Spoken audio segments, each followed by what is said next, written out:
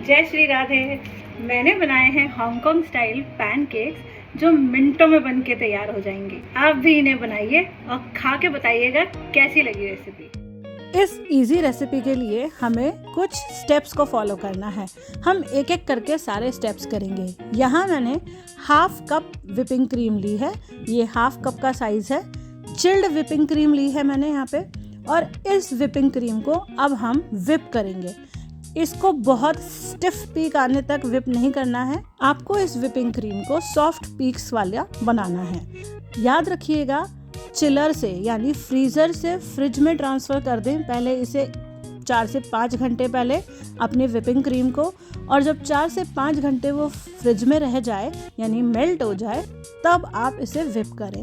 इस तरह से करने से आपकी विपिंग क्रीम बहुत टाइम तक भी चलेगी और आप इसे बार बार यूज़ कर पाएंगे। देखिए यहाँ मैंने सॉफ्ट पीक आने तक इसे विप कर लिया है और अब इसे फ्रीज़र में डाल दें। 1 कप मैदा, 3/4 cup sugar powder, colour yellow food colour, 1 teaspoon oil और अब हम डालेंगे इसमें लगातार दूध। पहले आधा कप दूध लिया है मैंने। आधा कप दूध डाल के इसे मिक्स करें। इसमें लगभग आधा कप दूध और लगेगा। इसकी जो कंसिस्टेंसी है वो फ्लोई कंसिस्टेंसी का बैटर हमें बनाना है। ये जो हांगकांग स्टाइल पैनकेक हैं, इसमें जो स्टेप्स हैं उनमें हम सेकंड स्टेप को पूरा कर रहे हैं जो हमारा बैटर बनेगा। मुझे येलोनेस थोड़ी सी कम लग रही थी तो येलो फूड कलर मैंने और डाला है। आप जेल फूड कलर भी यूज़ कर सकते हैं। अच्छे से विप करने के बाद आप देखिए इसमें लम्प्स नहीं होने चाहिए। बैटर बिल्कुल फ्लोई होना चाहिए। अब आप इसे 15 से 20 मिनट रेस्ट करने के लिए रख दें। यहाँ एक मैंगो लिया है, स्मॉल साइज़ मैंगो लिया है मैंने और अब हम इसके स्लाइसेस काटेंगे। याद रखिएगा, पैनकेक के अंदर मैंगो के स्लाइसेस जाएंगे। बहुत बड़ा अगर आप मैंगो लेंगे तो उसके जो स्लाइसेस कट करेंगे वो बहुत बड़े बड़े होंगे, इसलिए मैंने छोटा मैंगो लिया है। लंबे लंबे स्लाइसेस कट कर रही हूँ।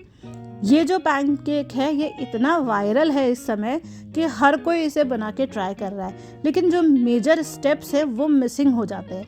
मैं आपको धीरे धीरे इस रेसिपी को बता रही हूँ जिससे आपकी नो फेल रेसिपी बने और हर चीज़ की इंग्रेडिएंट लिस्ट डिस्क्रिप्शन में आपको मिल जाएगी जिससे आप नाप के इसे बना सकें। यहाँ मैंगोज़ मेरे अच्छे से मैंने लंबे लंबे स्लाइस में कट कर लिए हैं, तो मैंगो को भी आप 10 से 15 मिनट के लिए फ्रीज़र में रख दीजिएगा। हम जो भी चीज़ रेडी कर रहे हैं उसे फ्रीज़र में रख रहे हैं। विपिंग क्रीम को रख दिया है और मैंगोज़ को भी मैं फ्रीज़र में रख दूँगी। अब बैटर मेरा 15 से 20 मिनट रेस्ट कर चुका है।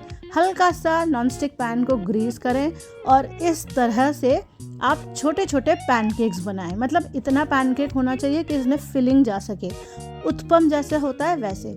और ये पैनकेक का बैटर बिल्कुल पतला रहेगा। जब आप पैनकेक बनाएंगे तो आपका पैनकेक बिल्कुल पतला रहेगा, जैसे डोसा होता है उस तरह का। लेकिन ये मैदा का है तो ये क्रिस्पी नहीं होगा, ये बहुत सॉफ्ट और डेलिकेट रहेगा। देखिए, और हमने इसे दूध से बनाया है तो दूध और मैदा मिलके बिल्कुल सॉफ्ट कंसिस्टेंसी ले लेते हैं। फ्लिप कर दें और दूसरी साइड से भी इसे लगभग 40 to 50 सेकेंड सेक लें। याद रखिएगा, इस पैनकेक पे कोई डार्क कलर्स नहीं आने चाहिए, बस हल्का सा कुकिंग का इफ़ेक्ट आ जाए, इतना ही आपको करना है। और बिल्कुल लो टू मीडियम फ्लेम पे कुकिंग कीजिएगा। मैक्सिमम टाइम मैं आपको यही बोलती हूँ कि लो टू मीडियम फ्लेम पे कुकिंग करें। उसका रीज़न ये है, there are less risk of disasters. जब हम हाई फ्लेम पे कुकिंग करते हैं तो बहुत जल्दी चीज़ें ख़राब होती है। लो फ्लेम कुकिंग के अंदर आप चीज़ों को संभाल सकते हैं बिगड़ने से पहले। अब आप देख सकते हैं ये पैनकेक कितना अच्छा बन चुका है। मैंने इसे 1 से 2 बार फ्लिप भी कर लिया है। अब आप इसे उतार लें। इसी तरह से आपको सारे पैनकेक बनाने हैं। मैं आपको एक और पैनकेक बना के बता रही हूँ। मैदा का जो घोल है बिल्कुल फ्लोई कंसिस्टेंसी का है। एक करछी जब आप डालेंगे आराम से ये फ्लो होगा। शुगर भी इसमें है तो शुगर भी धीरे धीरे मेल्ट होगी। मतलब जो कॉम्बिनेशन है मैदा, शुगर पाउडर और मिल्क का, वो इसे बिल्कुल टूटने नहीं देगा। आप देखिए मैंने इसे फ्लिप कर लिया है। हल्का हल्का कुकिंग इफेक्ट आया है हमारे इस पे, और इतना ही कुकिंग इफेक्ट चाहिए। ये बिल्कुल भी हार्ड और क्रिस्पी करारे नहीं रहेंगे। इन्हें बिल्कुल डेलिकेट और पतला बनाइएगा।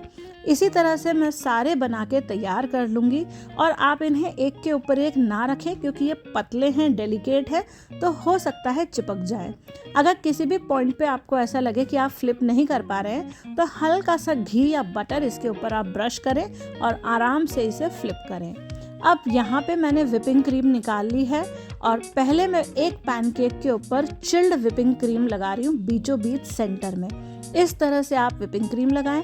फिर कुछ मैंगो के पीसेस आप ऐसे लंबे लंबे काट के रखें। मैंने आपको बोला था बहुत लंबा या बहुत बड़ा ना लें, आप चाहें तो बिल्कुल छोटे छोटे चंक्स भी काट सकते हैं। अब इस तरह से आपको इस पैनकेक को फोल्ड करना है।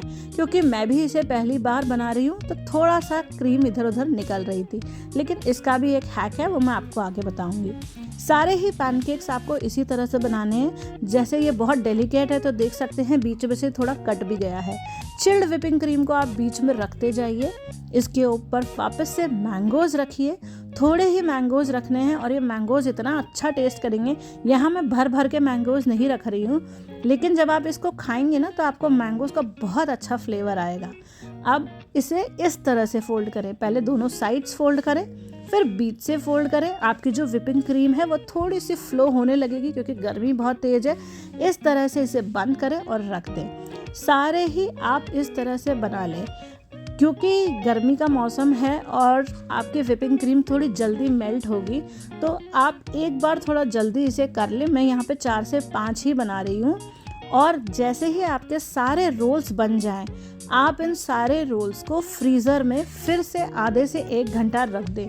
क्योंकि जो मेल्ट हुई है हमारी विपिंग क्रीम वो अच्छे से बिल्कुल टाइट हो जाएगी। मैंने यहाँ पे फ्रीज़र से अपने पैनकेक्स निकाल लिए हैं। अब आप इन पैनकेक्स को कट करेंगे तो बिल्कुल भी विपिंग क्रीम कहीं भागेगी नहीं। और देखिए कितना क्लियर कट हुआ है। अगर हम इसे मेल्टेड में काटते तो ये विपिंग क्रीम बिल्कुल निकल के भागती और बार बार ये फ्लोई कंसिस्टेंसी की हो जाती।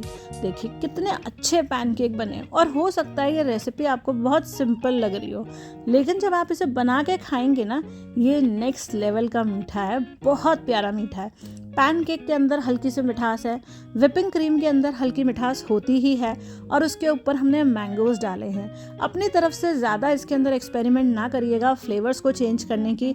वनीला एसेंस, इलायची पाउडर, इन सब की ज़रूरत नहीं है। कुछ चीज़ों को ऑथेंटिक टेस्ट करके भी देखिए। हम हांगकांग तो नहीं जा पाए, लेकिन हांगकांग स्टाइल पैनकेक हमने यहाँ पे बना के ट्राई किया है। मुझे ये रेसिपी अच्छी लगी। बहुत इजी, क्विक है, बच्चों को बना के कभी भी दे सकते हैं। मैदा को अगर आप रिप्लेस करना चाहें तो कर सकते हैं किसी भी हेल्दी आटे से। जब मैं इसे बना सकती हूँ इतना एफर्टलेसली, तो आप भी इसे बना सकते हैं और अपने बच्चों के साथ इसे एंजॉय कर सकते हैं। ऐसे ही नेशनल, इंटरनेशनल और देसी रेसिपीज़ को ट्राई करते रहिए। मैं आपसे अपना तरीका शेयर करती हूँ। आप कमेंट से बताइएगा रेसिपी कैसी लगी। Bye bye.